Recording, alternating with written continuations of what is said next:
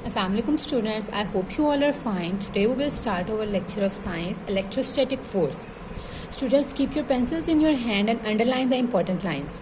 So let's start the lecture. Electrostatic force. Some objects can produce electrical force which can act on the other bodies and move them.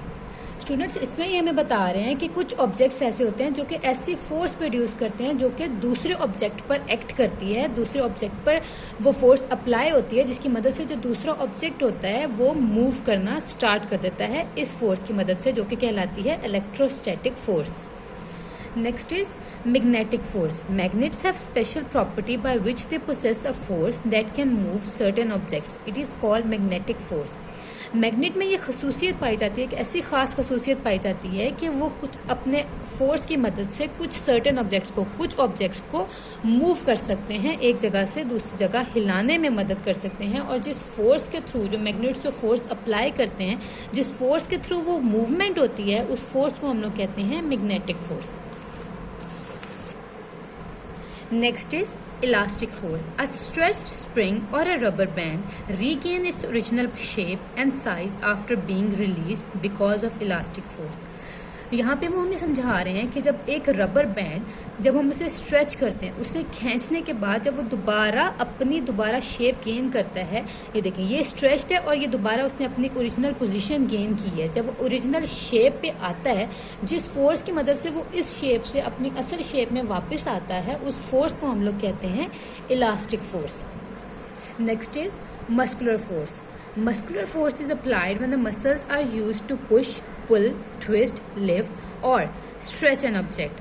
Stretching a rubber band with fingers and pushing a mug into water are the examples of muscular force. Student, muscular force वो force होती है जो muscles apply करते हैं. अब एक muscle जो हमारे मसल्स होते हैं वो किसी चीज़ को आगे धकेलने के लिए, अपनी तरफ खींचने के लिए, ट्विस्ट करने के लिए, उठाने के लिए या स्ट्रेच करने के लिए, किसी ऑब्जेक्ट को करने के लिए जो फोर्स हमारे मसल्स अप्लाई करते हैं दूसरे ऑब्जेक्ट पर, उस फोर्स को हम लोग कहते हैं मस्कुलर फोर्स. जिसमें उन्होंने हमें एग्जांपल दी है कि हम अपने फिंगर्स की मदद से एक रबर बैंड को खींचते हैं, जैसे कि यहाँ पे उन्होंने हमें दिखाया है.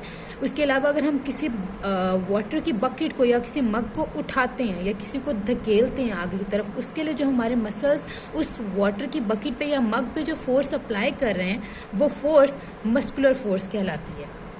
The next force is beyond force. Beyond force is an upward force exerted by a fluid on a body which is fully or partially immersed in it. इसको हम लोग इस तरह समझाएंगे कि अगर एक वाटर की बकेट है, वो वाटर के ऊपर जब हम लोग कोई भी ऑब्जेक्ट रखते हैं तो वाटर अपनी तरफ से फोर्स अप्लाई करेगा, जिसकी मदद से जो ऑब्जेक्ट जो उसके ऊपर हमने रखा हुआ है वो ऑब्जेक्ट पानी में के अंदर जाने के बजाय पानी के ऊपर तैरेगा. जो फोर्स अपवर्ड फोर्स वाटर उस ऑब्जेक्ट पे लगा रहा है ताकि वो ऑब्जेक्ट ऊपर की तरफ ही रहे, वो फोर्स कहलाती है बियॉन्ड फोर्स. जो उन्होंने यहाँ पे एग्जाम्पल में भी हमें समझाया है. If you immerse in an empty mug in a bucket of water you feel a force pushing the mug upward. This force is called beyond force. This force act on all the objects in the water. वो force जो upward की movement दे रही है, उस object को ऊपर की तरफ उठने के लिए मदद दे रही है, जो फोर्स अप्लाई हो रही है, उस फोर्स को हमने बियॉन्ड फोर्स कह दिया. और ये फोर्स जो है हर उस ऑब्जेक्ट पे एक्ट करेगी, हर उस ऑब्जेक्ट को अंदाज करेगी जो वाटर के ऊपर हम रखेंगे. Like it can any be object जो हम लोग वाटर के ऊपर रखेंगे, उस ऑब्जेक्ट को ऊपर की तरफ तैरने के लिए, ऊपर की तरफ ठहरे रहने के लिए नीचे से ऊपर की तरफ पानी की तरफ से एक फोर्स अप्लाई की जाएगी जो कि बियॉन्ड फोर्स कहलाती है. So the next is work page.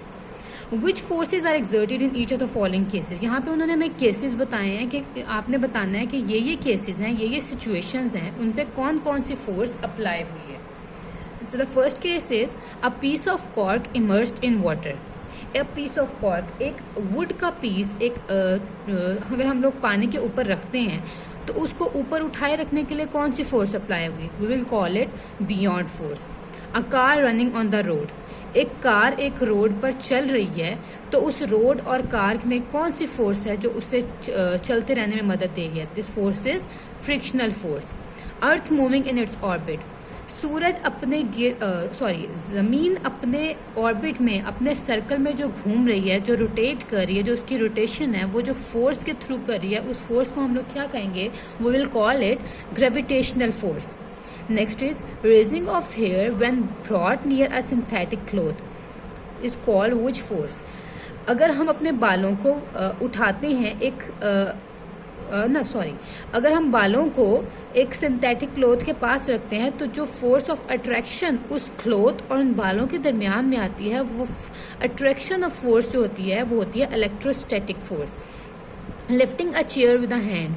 अगर हम एक चेयर को उठाते हैं अपने हाथ की मदद से, तो उसमें कौन सी फोर्स अप्लाई हुई है? Muscular force. Students, you will write these questions on your notebook and you will make your own creative questions from the book. आपने बुक में जो अंडरलाइन किए गई हैं लाइंस, उनसे खुद से क्रिएटिव क्वेश्चंस बनाने हैं और उनको नोटबुक पे नोट डाउन करके उनको याद करना है और अपना बहुत ख्याल रखना है. अल्लाह हाफिज़.